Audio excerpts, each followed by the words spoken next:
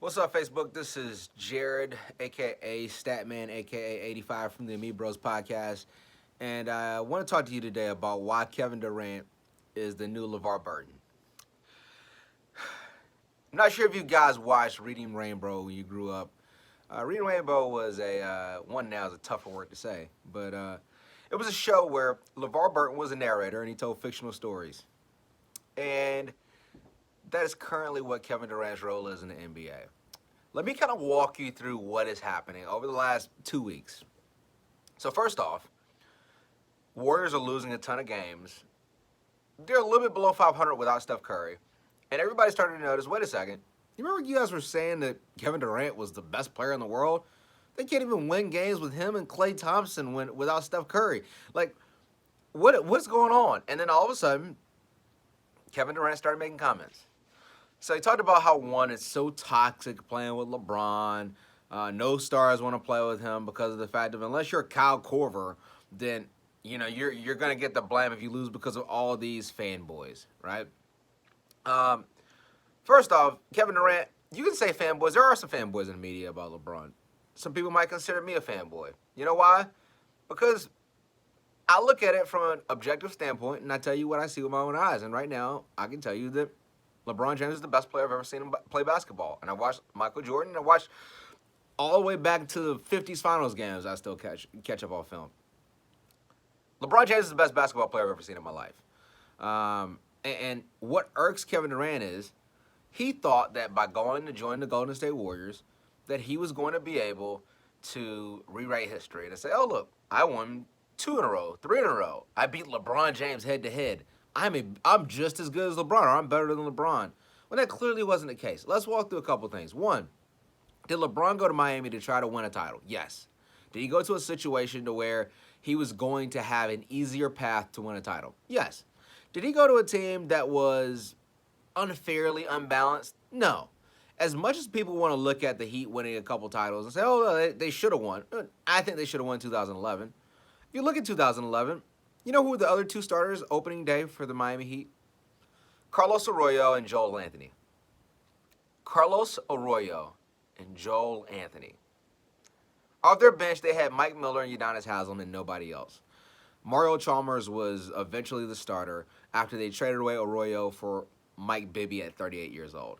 So, and we're going to look at what LeBron did compared to KD going to a team that won 73 games the previous year, lost in the Game 7 of the finals on the last shot. Like, you're not going to get credit for winning a title on that team. Like, you're just not. And then he comes out yesterday and he says 2 things. The first one, he says, when I look at all-time greats and the people who I most watch on film, it would be, and if you're Kevin Durant and you want to hate on LeBron, who would be the 3 people you name? It would be Jordan, Kobe, and Kyrie. Jordan and Kobe, obviously, because those are the 2 most compared to LeBron. And then, lastly, Kyrie, who LeBron won a championship with, so you can try to discredit his championship by saying Kyrie is way better than people give him credit for. He was just as important at winning a title as LeBron. He said this beforehand when they beat the Cavs 2 years ago when he said, I was like, people don't understand how good Kyrie is. He was the person I was most concerned about in the series. Like, he's throwing these kind of hints out there beforehand. And what it boils down to is this. Kevin Durant is jealous. This is a dude who set up a burner account on Twitter just to argue with Twitter trolls because he's so insecure in his role in the NBA. And then he comes out yesterday talking about how we're going to have statues and things outside of the Chase Arena. And when we come back, we're 80 years old on the court. People are going to remember these days. But you know what? First off, you're probably not going to get a statue because in all reality, you're probably going to play there 3 years and leave. Secondly, he really had the audacity to come out after that and say, the beat writers aren't going to have any statues. No beat writer thinks they're going to get a statue outside of an arena. You know why you're saying that? Because you feel like there's an agenda that's biased towards you. Let's look at it from a realistic standpoint. Nobody gave you any blame for losing any rings until you got to go to stage and started winning. They always blame Russell Westbrook. And then you kind of aided on that when you left. He said, oh, no, everybody's giving him no credit, and then he leaves. They had one article where they talked negative about you in OKC. It was Mr. Unreliable article. You got so upset that you forced them to print a retraction. Then you start talking about how media doesn't know what they're talking about, how they should just shut up and let you play basketball. But yet, you don't shut up on Twitter. Not at all. And then you want to try to criticize beat writers who, as much as LeBron James definitely has a supportive group of people who support him, regardless, fanboys you call them, he's also the most critiqued, most criticized superstar in the history of any sport. There's not a person whose every move is strategically criticized like this. As much as people love Michael Jordan, can you imagine if he played today, was punching teammates in the face at practices, cheating on his wife, going to New Jersey to gamble the night before a Knicks playoff game that he goes 2 for 19? Can you imagine the scrutiny that would be on Michael Jordan today?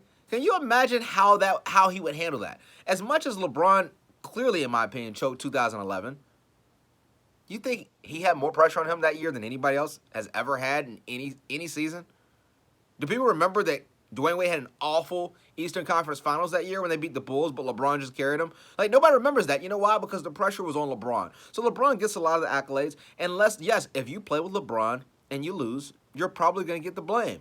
You know why? Because you're probably to blame. Because besides the 2011 Dallas Mavericks series, you can't point to another series where you can say, any other player in the history of the game you can replace LeBron with, and they would lose. Or they wouldn't. They would win, and LeBron lost. The only other series, Jeremy tried to bring it up on the podcast yesterday, was the 2007 Spurs series. It's possible you could have replaced him and they won. I'm not sure you could have, but is it possible there's somebody in their prime that was better than LeBron at 22? Sure. Is there a person you could replace them at 22 years old who could have won that series? No, there's not. So what I want to get out is this. Kevin Durant, you're really, really bold now. You know, now that you got 4 other All-NBA players on your roster. You're really bold. Let's see how brave you are next year if you're not on Golden State. Let's see if you keep that same energy when you play on a normal team without 4 other All-NBA players plus the deepest bench in basketball. Because I'll tell you this. Golden State, if the Lakers get Trevor Ariza, you guys aren't locked into winning the title this year. Like, as much as Houston gave y'all problems last year, like, Houston gave y'all major problems, and without CP3 getting hurt, y'all, I think you lose. What's going to happen when you play LeBron? You guys could have lost the series last year if the refs didn't steal 4 calls in game 1 and then LeBron punch a wall and break his hand. Like, you're barking up the wrong tree. So what I will tell you is, know your role, shut your mouth. Quotes from The Rock. Guys, check out more of the Amibros Podcast. You can check us out on iTunes, Google Play, Spotify, YouTube, wherever. Also, check us out on Instagram at Amibros_podcast, Facebook.com/The Amibros, or on Twitter at Amibros Podcast. And we'll be dropping every Thursday morning. Take care. Peace.